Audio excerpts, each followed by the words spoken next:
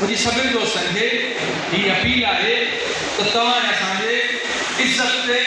वक़ार ते वार पियो आहे जेकॾहिं असीं सभु मुतहदी उनखे जवाब न ॾींदासीं त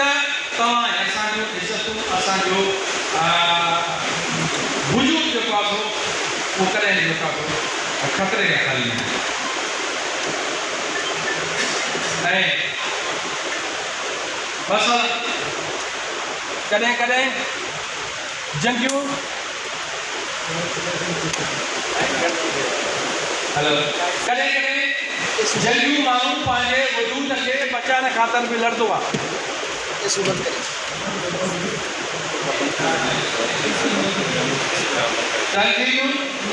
तंज़ीमूं जेका फिरन जो उस्ताद आहियां मां हिकु हालीअ जो पुटु आहियां मां सेक्रेटरी सां मिलां थो जेके बि सां गॾु हलिया आहिनि मां मिनिस्टर सां मिलां थो मां जंहिं अंदाज़ में जंहिं ताक़त सां जंहिं जज़्बे सां हुन सां ॻाल्हायो आहे त असांखे उहा तव्हां उस्ताद जी ताक़त आहे मुंहिंजी ज़ाती ताक़त आहे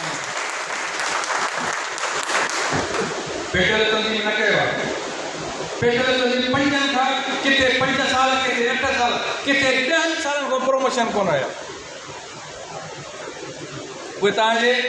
हिन 3 सालनि जे अंदरि उहो ज़िलो रहियल आहे जिते 100 200 300 जेका SSPSC मां SSC प्रमोशन थिया हुआ छा इहो पेटल तंज़ीम जो कमु न हो छा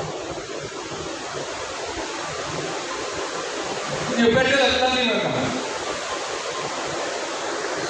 वेठो पीर साहब वॾे फ़ख़्र सां ॿुधाए थो त साईं मां 7 माण्हुनि जी लिस्ट खणी थो वञा प्रमोशन अॼु मां हेतिरी खणी थो वञा त बाबा इहो पेटल तंज़ीम जी ताक़त हुई तव्हांजी ताक़त हुई 3 साल जेको आहे साॻा उहिदेदार हुआसीं सभु शइ छो न पियो थिए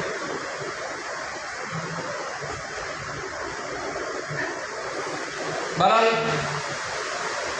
दोस्तो तव्हां सां इहो वचन जन बि दोस्तनि सवाल उथारिया आहिनि ख़ुदा कंदो इहे दोस्त घणे न घणा उस्ताद वठी मां 100% थो चवां पर जेकॾहिं तव्हां 50% बि सिंध जा उस्ताद कराची पहुची जो प्रेस कयो त तव्हांजो हिकिड़ो मुतालो टोटल जा मुतालो वठी करे बाक़ी उन्हनि हिकिड़े दोस्त मिसाल हुजे उन मिसाल वांगुरु त हिकिड़े बादशाह चयो त बाबा मुंहिंजी जेका हीअ अवाम आहे त उहो मुंहिंजो हुकुम मने बि थी नथी मने मूंखे कीअं ख़बर पए मदीने जो सेठो मिसाल हिकिड़ो खूह खणाए ऐलान करे छॾे त बाबा राति जो हर घर जो माण्हू 1 गिलास खीर जो भरे हिन खूह में हली वञे ऐलान कियो खूह खोलिजी वियो राति जी मुठे सॼो मुंहुं खीर विझो मां गिलास पाणी छा कयो मां पाणी गिलास भरे खूह मारे 3 ॾींहं सोचियो सुबुह जो त खीर जो चुको न हो सॼो खूह पाणी न भरे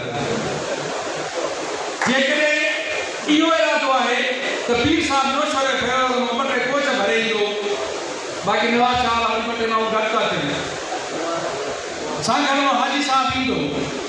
वरी जेका मीरपुर वारा बाक़ी था वञो त पोइ इहा पाणी वारे खूह वारी जेका पोज़ीशन पाण सां थींदी अहिड़ी न थियणु खपे तो दोस्तो माज़रत सां ऐं तव्हांजो घणो टाइम वठी वियो आहे जेकॾहिं का कमी कोताही हुजे त तव्हां मुंहिंजा भाइर आहियो भली उहिदे में ऐं तव्हां वॾो हुजनि पर मुंहिंजा सिराया साईं आहे ऐं उन लाइ तव्हां खां माज़रत थो कयां ऐं हींअर मानी तयारु पर मानी अॻे खाइणी कान्हे का हीअ शइ ॿुधी छॾियो हितां सभु अॻ में मां निकिरां थो हीअ स्टेज जा दोस्त निकिरनि था तव्हां असांजे गॾु हूंदो कॾहिं हिकिड़ी दफ़ा असां लाइन करे हिकिड़ो एहतिजाज ॿाहिरि रिकॉर्ड कराए पोइ मोटी मानी